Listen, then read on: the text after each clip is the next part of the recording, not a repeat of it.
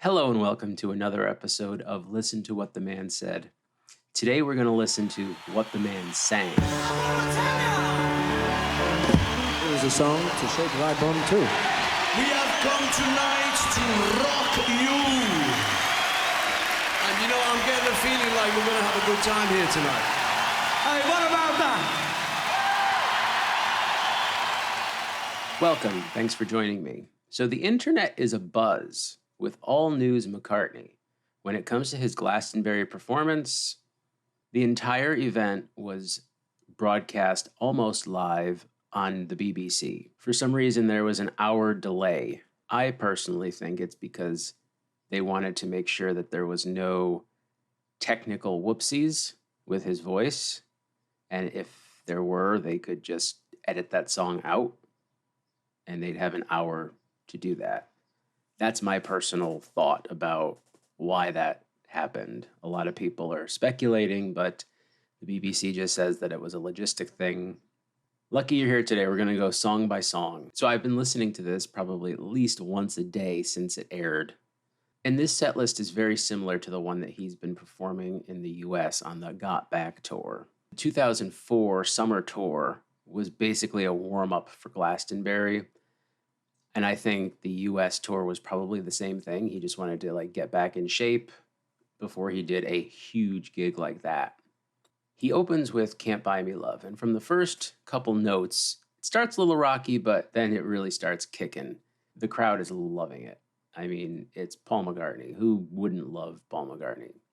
I'll say this now, and I might get some flack on the interwebs about it, but I feel like this set list is very disjointed. It doesn't have the flow that other set lists previously have had. And it's not because of the special guests, but we'll get to that. It just feels like it's Frankensteined together. So the second song is Junior's Farm. And that's a nice, easy song that he can sing in a good tone. There's no screaming. There's no off-key wailing. During the lead up to the guitar solo, he said, take me down, Junior, instead of take me down, Rusty, like he usually does, or take me down, Jimmy, on the recording. The highlight for me is the fact that he's using a live brass section for Letting Go, which is the Wings song from Venus and Mars. Awesome song. He's using a real live brass section, and they really are like the highlight of the show. Not to take away from his band, because it's an amazing band. It always has been. They play really well together. But this show was actually their 500th show performing. I don't know if it's exactly 500 or if they fudged the numbers a little bit. I'm sure someone out there can do some creative accounting. But I know that Wix has played over 700 shows with Paul, because at the Madison Square Garden in 2002, right before he did Can't Buy Me Love, he always introduced Wix. And Wix had some champagne that night because he said this is the 200th performance with Paul. Again, with the horn section, he then launches into Got to Get You Into My Life, which really breathes life into it. It really needs that live horn section. Nothing against Wix, but it sounds a little stale when he does it on the keyboard. Again, he's an amazing musician. Don't take it like Wix is bad, but this sounds like a real horn section. Because it is a real horn section. It's really, really awesome. I wish he would have added a horn section 10 years ago when he actually had a fairly decent voice still. Then he goes on to Come On To Me from Egypt Station. That's a new song. It's catchy. It does what it's supposed to. Then he goes into Let Me Roll It. Don't need any commentary for that. He closes with The Foxy Lady outro, and then tells the story of is Eric Clapton in the audience? Formula. It's probably on the teleprompter. Is Eric Clapton in the audience? Then he goes into Getting Better. Then he does, a bunch of piano songs, which, to be honest, I find that, in my opinion, this is my opinion because it's my blog, He struggles the most with the piano songs for some reason. I'm kind of tired of 1985 because, to be honest, I never really cared for that song, but he keeps doing it, and Maybe I'm Amazed just needs to be retired. So this is where the disjointedness comes in. It's a very odd, it's like, I've just seen a face. He switches on for his acoustic guitar. I've just seen a face. And nothing against Rusty, it's the choice, but the classical guitar that he's using is always way too powerful, high in the mix. And I wish he would just play a regular guitar because they're not playing a classical guitar on the record, and it makes it sound weird. It doesn't sound natural. Then they go into some early Beatles songs. So, like, he tells the story about In Spite of All the Danger. Depending on where you watch this, when you watched it, this song was dropped from the telecast on some networks. I'm not sure why. There wasn't anything wrong with it. Maybe they just did it for time to tighten it up. I'm not sure. But there's YouTube. I mean, this thing is on YouTube. That's how I heard it. Then he does Love Me Do, which sounds a little rough. Good thing the band is there to kind of smooth things out. Abe really does a good job with that. Then he does Dance Tonight. So it's kind of like he's back and forth between, I don't know. Then he does Blackbird. Blackbird was a little rough, let's put it that way. And then Here Today, he's basically speaking. He's not singing, which, you know, it's for John, so he kind of gets away with that. Being a little emotional, he can blame it on that. Then he switches back to the piano. It's just a weird set list. So he switches back to the piano for one of my favorite songs, which is New. And then Lady Madonna was a train wreck. His voice was a little rough on it. And the sax player that was doing a live sax solo, it really was not a well improvised solo. It was not as smooth as I'd rather have Wix doing the fake one on the keyboard. I mean, Wix is an amazing musician. So is the horn section. Don't get me wrong. And then everyone's favorite, Fuck You. Then he's doing some really deep cuts, okay? So, being for the benefit of Mr. Kite. Now, it's kind of a weird song, and he literally has to read it off the teleprompter because who can remember those weird words, right? Then he does something. He takes out the ukulele, and then they switch to the electric part of the song halfway through, which is really amazing. Obla Di, Obla Da needs to be retired, or it needs to be slowed down. I feel like he plays it way too fast for him to sing. And then more deep cuts. He tries to tell us that he's never sang this song before, but he did. He did a weird version of it in 2002, You Never Give Me Your Money. And, you know, if you guys remember, he did and this is the bit where I don't know the words and I don't think I'm going to learn them before the end of the tour. But this time he sings those words. But anyway, he sings that song, but he starts it halfway through. It should be like, you know, starting on the piano, and then the whole medley is just funky. And then he goes into She Came In Through the Bathroom Window. Which, I mean, he's actually singing You Never Give Me Your Money and She Came In Through the Bathroom Window really good. Really well. Good. Well. He does a good job. Okay. Then he does Get Back, which, again, you have all that footage from Get Back playing behind you. So that's pretty amazing. That's pretty awesome, right? And then the surprises just keep coming. He invites Dave Grohl up on stage, and they do 2 songs, and for some reason, they bring out another microphone, and Paul sings into that mic, and his mic is not on for a good part of these songs. So they do I Saw Her Standing There, which I don't think he was doing this tour, but it's a good song for him to sing because it's a nice, easy song. It's not a difficult song for him. And then Band on the Run has changed significantly in the phrasing of the song. I feel like they changed it so he could sing it better, which works. And you can hear the different phrasing if you find a recent, YouTube copy.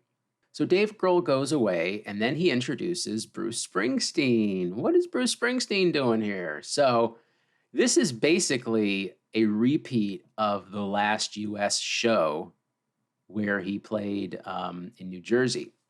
And Bruce came up and they did Glory Days. This is a bit of a train wreck too, because unfortunately Bruce has lost his voice as well. You always run that risk when you have a special guest. Is everything going to work right? Are they going to, is their mic going to be on? Things like that happen. But then they do a really cool, like, I Want to Be Your Man. And they do it like the record, as opposed to the way Ringo does it on tour. So it's kind of cool to hear it that way. And Paul has been doing this song a lot. He originally started doing it in 93, 92, actually. The first actual performance of it that I can think of, going back in my head, with Paul doing it, I think is the MTV Up Close in 92 at the Ed Sullivan Theater. And then he did it on Paul is Live. That was the sound check. Then Bruce goes away to return later, don't worry. And then he goes into the 3 last songs before the encore. So he does Let It Be, which unfortunately should be replaced with The Long and Winding Road, or Let It Be needs to be lowered in pitch. There's just no way an 80-year-old can sing the way he did when he was 28. We love you, Paul, but this is an intervention. And if you've made it this far, you might feel like, oh, he's so negative. I don't think so. I think I'm being honest, okay? You have to be honest with yourself. If you can't sing the song anymore, you need to lower the pitch. Billy Joel does it. Elton John lowered it in a whole octave. He didn't change the pitch, he just changed the way he sings it. There's no shame in doing that. You can even play it in the original key and have it transposed when it comes through the speakers. You know what I mean? There's tons of ways that he could do that. Then Live and Let Die, which actually sounds pretty darn good. You have the horn section and, he kind of hits some of those screaming notes, but, the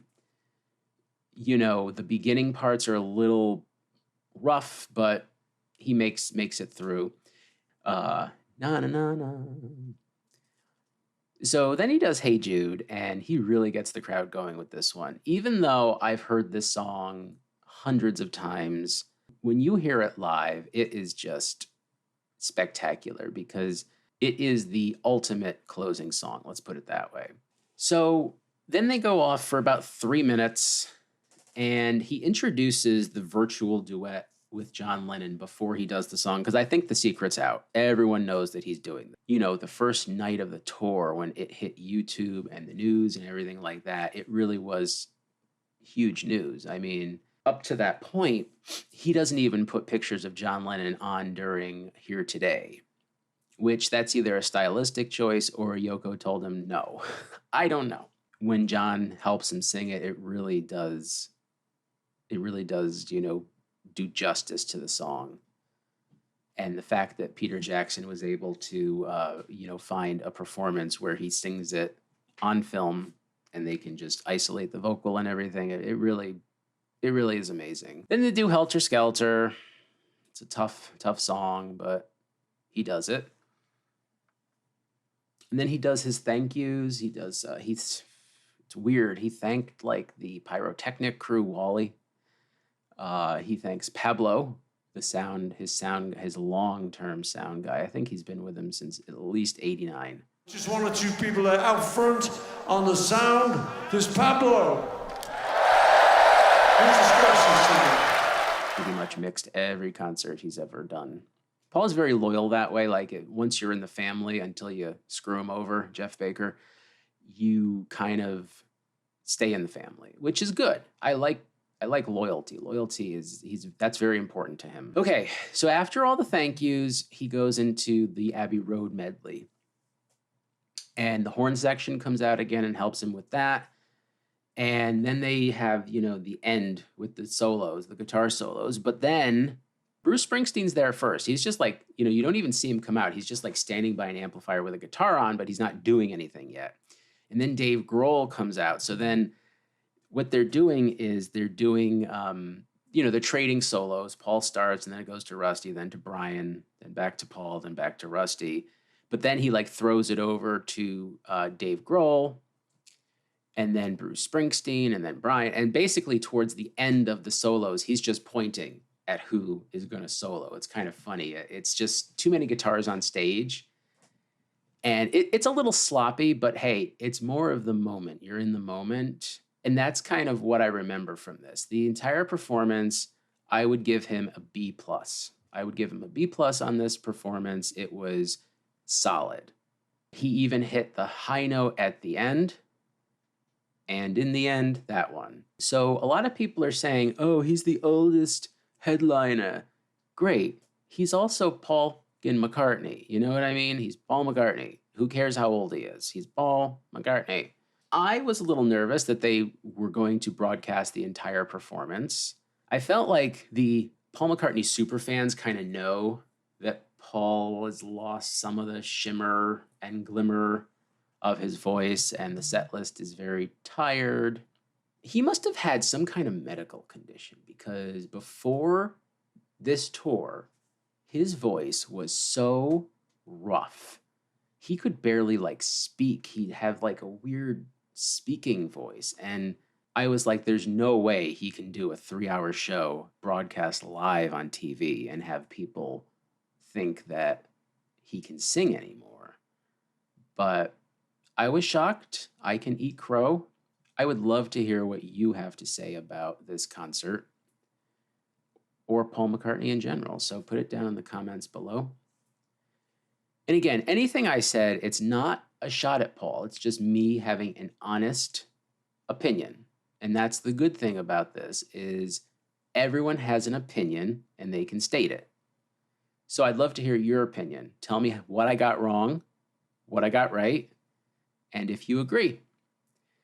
So till next time, I want to thank you all for joining me for Listen to What the Man Said. And in this case, listen to what the man sang live at Glasto. And like Paul says, every time at the end of every concert, we'll see you next time.